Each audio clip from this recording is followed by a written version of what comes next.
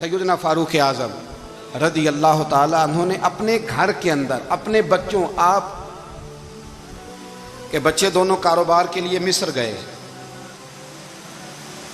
تو وہاں کے گورنر صاحب نے لوگوں سے، ایک بہت بڑا قافلہ گیا مدینے سے مصر تجارت کے لیے، جاتے ہیں نا آج بھی قافلے کئی ملکوں میں، تو یہ گئے تجارت کے لیے، تو حضرت عبداللہ ابن عمر اور حضرت عبید اللہ ابن عمر، حضرت عمر کے دونوں بیٹے گئے۔ جناب عمر فاروق کے بچے جب وہاں پہنچے تو مصر کے گورنر نے نا لوگوں کو تعارف کرایا کہ یہ عمر فاروق کے بیٹے ہیں، یہ حضرت یہ چودھری کے بیٹے کو کون بتاتا ہے کہ تو چودھری کا بیٹا ہے؟ باہر والے بتاتے ہیں، گھر والے جی، اور سیٹھ صاحب کے بیٹے کو کون بتاتا ہے کہ تو سیٹھ صاحب کا بیٹا ہے؟ اور مالک کو کون بتاتا ہے کہ تو مالک کا بیٹا ہے اور یہ کرایہ دار ہے؟ یہ کون بتاتا ہے؟ یہ سوچ ہم دیتے ہیں بچوں کو، چودھری اور کمی کی سوچ، امیر اور غریب کی سوچ، مالک اور کرایہ دار کی سوچ، گھر کے مالک کی اور کام کرنے والے کی سوچ، یہ ہم دیتے ہیں۔ یاد رکھنا، یہ ہم دیتے ہیں، یہ ہمارا مزاج ہے، یہ باہر سے نہیں آتی۔ تو کوئی شہزادہ ہے، تو سیٹھ ہے، تو نواب ہے، یہ سوچ باہر سے نہیں آتی، یہ اماں سوچ دیتی ہے، اماں، یہ ابا سوچ دیتا ہے، اور پھر جب تباہی اترتی ہے تو اس کے ذمہ دار بھی باہر والے نہیں ہوتے، گھر والے ہوتے ہیں، گھر والے۔ ہمارے بچوں کی طبیعتوں پر زیادہ نقش باہر والوں کا نہیں ہوتا، گھر والوں کا ہوتا ہے، یاد رکھیے گا۔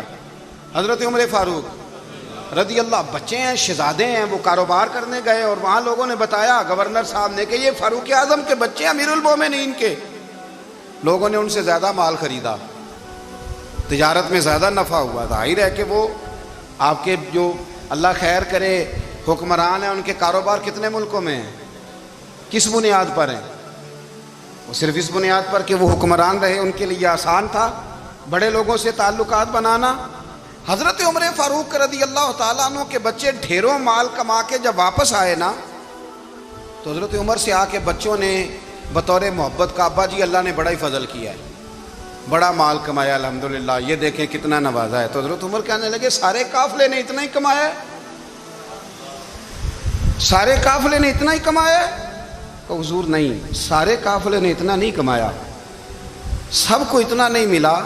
وہ تو وہاں گورنر صاحب نے لوگوں کو تعارف کرایا تھا کہ یہ عمر کے بچے ہیں، تو لوگوں نے پھر ہم سے بڑا ہی خریدا۔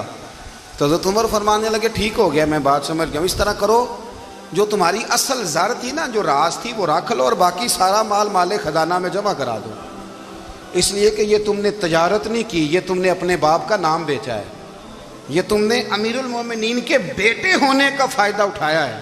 فرمایا یہ تمہارا نہیں حق، یہ مسلمانوں کا ہے، اس لیے کہ یہ مال تم نے محنت سے نہیں کمایا، یہ باپ کی کرسی کا فائدہ اٹھایا ہے۔ اور فرمایا اگر تم نے مال جمع نہ کرایا تو میں مال بھی لے لوں گا زبردستی اور کوڑے بھی ماروں گا، ڈبل سزا دوں گا، مرضی سے جمع کراؤ گے تو کوڑوں سے بچ جاؤ گے۔ بڑے بیٹے نے تو جمع کرا دیا، تو چھوٹا تھوڑا پریشان ہوا، تو حضرت عبداللہ ابن عمر چھوٹے کا ماتھا چوم کے کہنے لگے بیٹے چپ کر کے جمع کرا، یہاں بھی فخر کر کے ہم عمر کے بیٹے ہیں، اور قیامت میں بھی فخر کریں گے کہ ہم فاروق اعظم کے بیٹے ہیں، یہاں بھی ناز کریں گے اور وہاں بھی ناز کریں گے کہ عمر کے بچے ہیں۔ ہمارے باپ نے خود بھی حلال ہی کھایا ہے، اور جب ہماری کمانے کی باری آئی ہے تو ہمیں حکم بھی حلال کھانے کا دیا۔ بھائی ہمارا مزاج نہیں، بچہ جب لے کے آتا ہے 2 لاکھ روپیہ تو کبھی پوچھے کہاں سے آیا ہے؟ جب وہ پہلے دن غلط دوستوں کے پاس جا کے بیٹھتا ہے تو کبھی نکالا ہے گھر سے اسے؟